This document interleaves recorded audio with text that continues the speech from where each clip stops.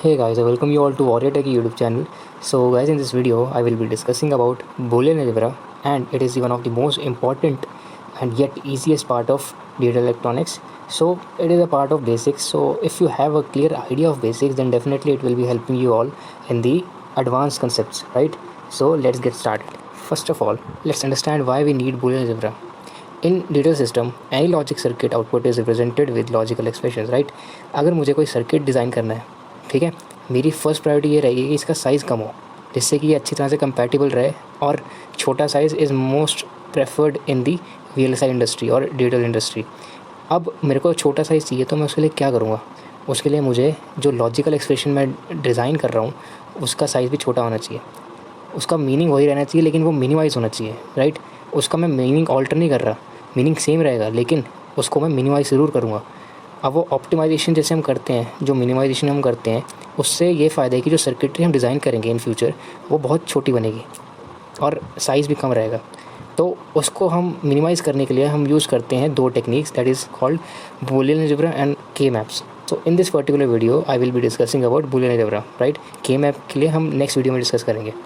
तो आप समझते हैं कि होता क्या है ये, ओके? उससे पहले हम देखते हैं कि यार दो टर्म्स हैं called sum of products and product of sums. As a name suggest, ये जो आप देख रहे हो ये है सम ऑफ प्रोडक्ट। सम किन के सम? प्रोडक्ट्स के सम। ये देख रहे हो, ए मल्टीप्लाइड बाय बी करा हुआ है यहाँ पर, और उसके बाद हमने ऐड कर दिया है ए बार सी से। ये बार है एक तरह से, ठीक है? ये जो साइन देख रहे हो ये बार, इसका मतलब क्या है? कॉम्प्लीमेंट। जो ए की वैल्यू है उसका कॉम्प्लीमेंट है ए बार। अगर ए की वैल्यू 1 है then A bar will be 0, right? इतना समझ आया? अब क्या है कि ये है प्रोडक्ट ऑफ सम, जो नीचे वाला है।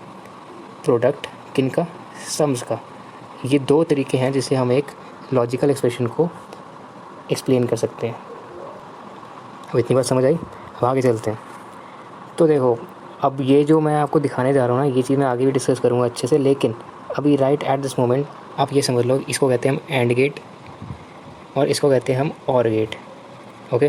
तो जो एंड गेट है, एंड गेट का हम ट्रुथ टेबल देखें। ट्रुथ टेबल में क्या होता है? अगर सपोज़ ए की वैल्यू 0 है और बी की वैल्यू है 0, तो उसका आउटपुट क्या आएगा? 0, क्योंकि ए एंड का मतलब क्या होता है? हम इसको मल्टीप्लाई कर रहे हैं दो वैल्यूज़ को, ऐसे समझ लो, ठीक है? A and B means A is multiplied by B, ठीक है? और ए और बी क्या होता है? सिंपल एडिशन कर दो, सम कर दो दो चीज़ का, ठीक है? तो इससे आपको अच्छे से समझ आ जाएगा। अगर मैं 0 0 ले रहा हूँ देन उनका एंड क्या होगा? 0 होगा, राइट? 0 1 लूँगा तब भी 0 होगा, 1 0 लूँगा तब भी 0 होगा आउटपुट, एंड 1 1 लूँगा तब भी आउटपुट 1 रहेगा, क्योंकि 1 इंटू 1 क्या होता है? 1 होता है, ठीक है? सिमिलरली और के केस में भी ऐसे ही है। अगर आपको और करना है तो आप सिंपल ऐड कर दो, दो वैल्यूज़ हैं, ए की वैल्यू 0, बी की वैल्यू 0, उसको अगर मैं और करूँगा तो आएगा 0, लेकिन बाकी सारी टर्म 1 रहेंगी, क्योंकि 0 + 1 इज़ 1 होता है, 1 + 0 = 1 रहता है, 1 + 1 इन डिजिटल 1 रहता है, ठीक है? ऐसे ये चीज़ आप अब इस समय ना समझ लो, क्योंकि ये आगे काम आएगी बहुत, राइट? अब आगे बढ़ते हैं। तो अब एक चीज़ ना आपने पीछे नोटिस करी होगी कि ये चीज़ आपको अब आगे हेल्प करेगी थ्योरम्स जो हम पढ़ने जा रहे हैं उनमें। लेट्स टेक 0 = ए। जो 0 है ना उसको आप ए समझ लो, लेट्स से ए समझ लिया आपने, ठीक है? अगर मैं ए की वैल्यू पुट कर रहा हूँ 0 पे, ठीक है, तो मैं एक सेट ऑफ थ्योरम डिराइव कर पा रहा हूँ। अब अभी आपको समझ नहीं आ रहा होगा, मैं आपको भी क्लियर करता हूँ। देखो, अगर मैं ए को, अब ये तो सिंपल एंड प्रोसेस के लिए, ठीक है? अगर मैं ए को ए के साथ एंड कर दूंगा तो आंसर आएगा ए। अब आओगे यार, तो ये समझ नहीं आया कैसे होगा ये तो चीटिंग है। ये आपने अपने आप कैसे लिख दिया? फिर मैंने अपने आप ने लिखा, पीछे देखो, पीछे दिखाता हूँ आपको। ये क्या है? यहाँ देखो 0, या 0 है, 0 0 को एंड करके मैंने क्या लिया? 0 लिया ना, और मैंने पीछे क्या जूम करा था? ए जूम करा था इसको भी ए जूम कर लिया। फिर एंड ए का एंड करूँगा तो क्या आएगा आंसर? ए ही आना चाहिए, क्योंकि यहाँ भी 0 है, राइट? तो ये मैंने जूम नहीं करा किसी तरह से, मैंने पीछे वाले रिजल्ट को यूज़ करके सेट ऑफ थ्योरम्स ड्राइव कर दिए हैं। सिमिलरली अगर मैं ए को एंड करूँगा 1 के साथ देन आउटपुट विल बी ए, 1 को एंड करूँगा ए के साथ output will be A. Similarly अगर मैं ए को एंड करूँगा ए बार के साथ, ए कॉम्प्लीमेंट कह लो या फिर ए बार कह लो, तो आंसर आएगा 0। अब ये कैसे है? चलो अच्छा ठीक है, देखो ए = मैंने क्या लिया था? 0। मैं ए बार को अगर क्या लिखूँगा बताओ? 1 लिखूँगा ना, क्योंकि इसका कॉम्प्लीमेंट है। कॉम्प्लीमेंट क्या होता है? इसका अपोजिट। जैसे 0 1 यूज़ कर रहे हैं डिजिटल के अंदर, तो 1 का कॉम्प्लीमेंट 0, 0 का 1, ठीक है? अब इसको अगर मैं दोनों को ऐड कर दूँ, 0 एंड 1, तो क्या आंसर आता है? 0 आएगा ना। तो 0 की वैल्यू क्या आती? ज़ीरो की वैल्यू ज़ीरो ही है ऑब्वियसली, तो ये ज़ीरो आ गया ना यहाँ पर, नहीं समझे? 0 एंड 1 कर दूँगा तो क्या आएगा? 0 आएगा। सिंपली ए को अगर मैं ए बार से एंड कर दूँगा तो आएगा आंसर 0, ठीक है। Similarly these set of theorems are equivalent for or process, right. Or process के अंदर अगर मैं ए यूज़ कर रहा हूँ, ए प्लस ए, अब ये भी ए हो गया, क्यों हुआ? वही सेम वैल्यू जैसे मैंने 0 में पुट करी ए की वैल्यू, अगर मैं 0 प्लस 0 कर दूँ तो आगे क्या मेरे को 0 ही मिलेगा ना, तो ए की वैल्यू मैंने 0 यूज़ कर रखी है, तो similarly using this I got this, and बाकी की जितनी भी टर्म्स है वैसे ही पता लग गई, राइट। तो अब इतना समझ आ गया होगा आई थिंक। अब इसको मैं एक जगह पे लिख के आपको पूरी थ्योरम डिराइव करके दिखाता हूँ कि कौन कौन से आउटपुट हमें मिले हैं इसके बाद, राइट। आप उन सबको अच्छे से लर्न कर लेना, क्योंकि वो चीज़ आपको याद होनी चाहिए जिससे कि आप आगे के क्वेश्चन सॉल्व कर पाओगे, ओके। तो आगे चलते हैं। तो मैं सारी की सारी थ्योरम्स एक जगह पे लिख देता हूँ जिससे कि आप इसको नोट कर लो और इसको याद रख लो, क्योंकि ये बहुत आगे काम आएगी, ठीक है। पहली थ्योरम क्या बनती है? पहली बनती है थ्योरम ए बार अगेन बार। अगर मैं ए का कॉम्प्लीमेंट करके फिर से कॉम्प्लीमेंट कर दूंगा तो मेरे को वापस क्या मिलेगा? ए मिल जाएगा, ठीक है। दूसरी इंपॉर्टेंट थ्योरम है A and A is equal to A. तीसरी है A and zero is equal to zero. Fourth one is A and 1 is equal to A. Fifth one is A and A bar is equal to 0, okay. Now sixth one is a plus a bar is equal to 1, right. 7 a plus a is equal to a. Similarly a plus 0 is equal to a also, okay. And ninth one is a plus 1 is equal to 1, ठीक है। तो ये सारी theorems हैं, इनको आपको याद रखना पड़ेगा और इसको यूज़ करके हम आगे क्वेश्चंस करेंगे। तो आप फटाफट से स्क्रीनशॉट ले लो और इसको याद कर लो, क्योंकि अभी मैं आपको एक क्वेश्चन डिस्कस करूँगा, आप साथ साथ में सॉल्व करना उसको, ठीक है। चलो मैं आगे बढ़ता हूँ, आप कर लो इसको तब तक। अब क्वेश्चन करते हैं फटाफट से एक। Let's say okay, A and B plus A and B. अब मैं डॉट नहीं लगा रहा हूँ, इसका मतलब समझ जाओ कि एंड है, ठीक है। ज़रूरी नहीं है हर जगह डॉट लगा के रखना, ठीक है। ऐसे क्वेश्चन दिया हुआ आपको ए B bar C bar, okay. अब ये क्या है? ये सम ऑफ प्रोडक्ट फॉर्म है, एसओपी फॉर्म जिसको हम कहते हैं, ठीक है। तो अब मेरे को ये सॉल्व करनी है, इसको मिनिमाइज़ करना है, तो मैं क्या करूँगा? सोचो थोड़ा।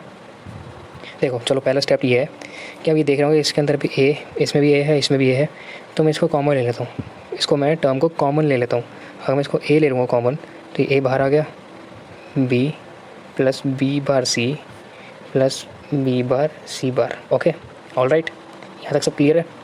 अब एक चीज़ नोटिस करो, यहाँ पर क्या चीज़ कॉमन दिख रही है आपको? यहाँ पर क्या चीज़ कॉमन दिख रही है? अब देखो, मैं यहाँ पर बी बार देख रहा हूँ, इधर भी बी बार देख रहा हूँ, ओके। तो मैं एक काम करता हूँ, इन दोनों को कॉमन ले लेता हूँ, A dot B plus B bar मैंने यहाँ कॉमन लेके सी प्लस सी बार लिख लिया, ठीक है। ब्रैकेट्स का ध्यान रखना है हमेशा, क्योंकि अगर ब्रैकेट्स का ध्यान नहीं रखोगे तो फिर क्वेश्चन मिक्सअप हो जाएगा, वेरिएबल्स इधर से उधर हो जाएंगे और क्वेश्चन सारा गलत हो जाएगा, ठीक है। तो अब ये देखो, ये जो सी प्लस सी बार है, ये मैंने पिछली थ्योरम में बताया था, ए प्लस ए बार क्या होता है? ए प्लस ए बार क्या होता है? 1 होता है, ठीक है। तो ये हो गया 1। मैं फिर से इसको लिख देता हूँ यहाँ पर, A B plus B bar, right. C क्योंकि 1 हो गया ना, मैं ऐसे लिख देता हूँ, चलो 1 ऐसे लिख लिया, या फिर नहीं लिखा तो एक ही बात है, ठीक है। अब ये देखो फिर से b प्लस बी बार आ गया ना, ये b प्लस बी बार आया, तो अब इसको भी तो मैं 1 लिख सकता हूँ। तो क्या आंसर आया ओवरऑल? A and 1। तभी ए एंड 1 क्या होता है? अगेन थ्योरम यूज़ हो रही है, ए एंड 1 होता है ए, सिंपल। तो इस ओवरऑल आप देख रहे हो इतना बड़ा लॉजिकल एक्सप्रेशन है, उसको मैं सिर्फ ए से रिप्रेजेंट कर सकता हूँ, राइट। तो यही यूज़ है बूलियन अलजेब्रा का। तो ये थ्योरम जो मैंने बताई थी, इनसे आप ऐसे क्वेश्चन सॉल्व कर सकते हैं। हम आगे भी फर्दर क्वेश्चन सॉल्व करेंगे, लेकिन फ़िलहाल अभी थ्योरी की तरफ बढ़ते हैं। तो अगली इंपॉर्टेंट थ्योरम है डी मॉर्गन थ्योरम। तो अब ये क्या होती हैं इसको भी देखते हैं, ठीक है। तो इसको हम एक एग्जांपल के साथ देखेंगे। तो लेट्स से अगर मैं लिख रहा हूँ ए बी एंड सी इसका होल बार, ओके।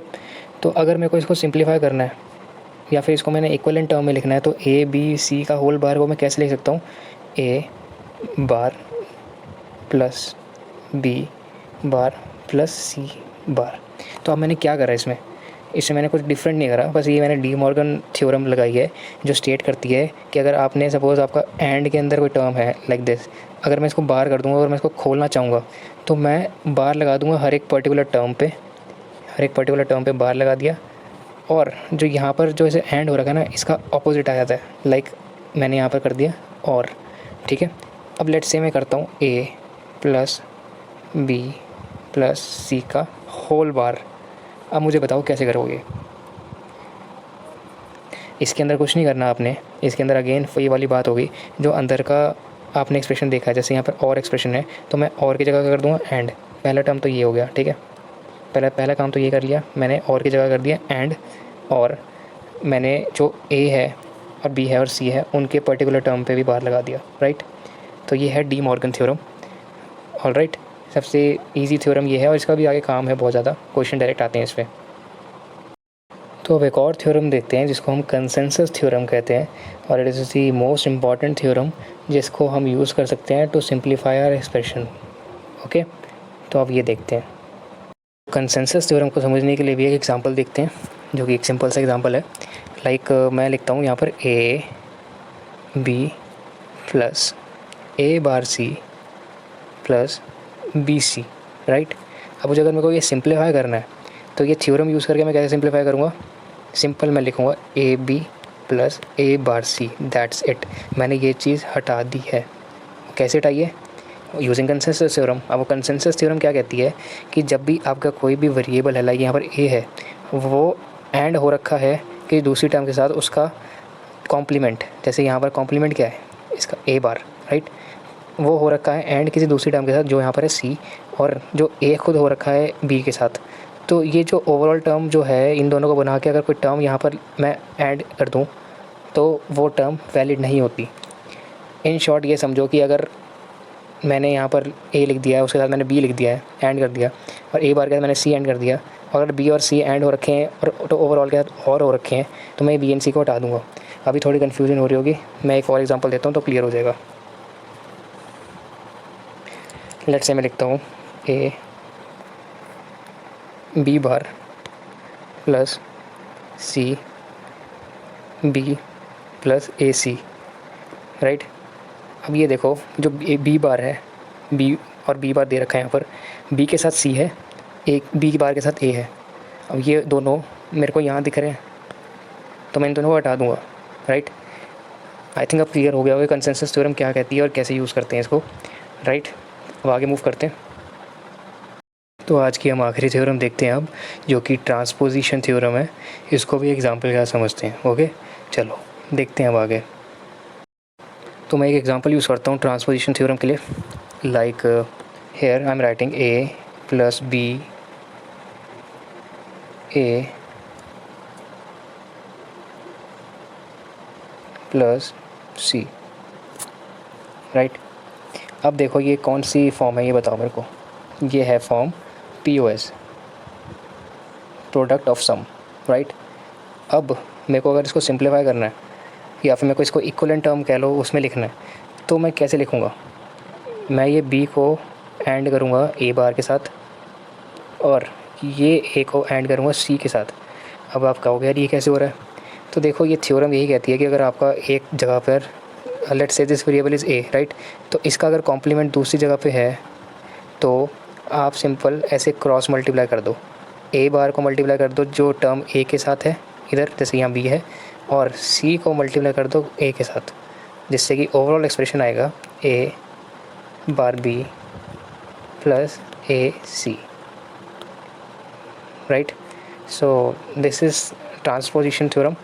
तो again it is very useful for implementing the logical expression, उनको मिनिमाइज़ करने में बहुत काम आएगा आगे। तो अब इनको क्वेश्चन देखेंगे ना तो आपको क्लियर हो जाएगा आराम से, ठीक है। अभी थ्योरम्स थोड़ी दिमाग में रख लो जिससे कि आगे क्वेश्चन आराम से सॉल्व हो जाएंगे आपके। So guys that's it for today. In the next video we will discuss the questions. So right, thanks for watching. Please like, share and subscribe to my channel. And guys अच्छा नहीं लगता जब आप पूरी video देख लेते हो और लाइक नहीं करके जाते, तो प्लीज़ लाइक ज़रूर करना और बेल आइकन को हिट कर लेना, जिससे कि आगे की नोटिफिकेशन आपको पता लग जाएगी. ओके, सो जय Hind, stay safe, stay at home.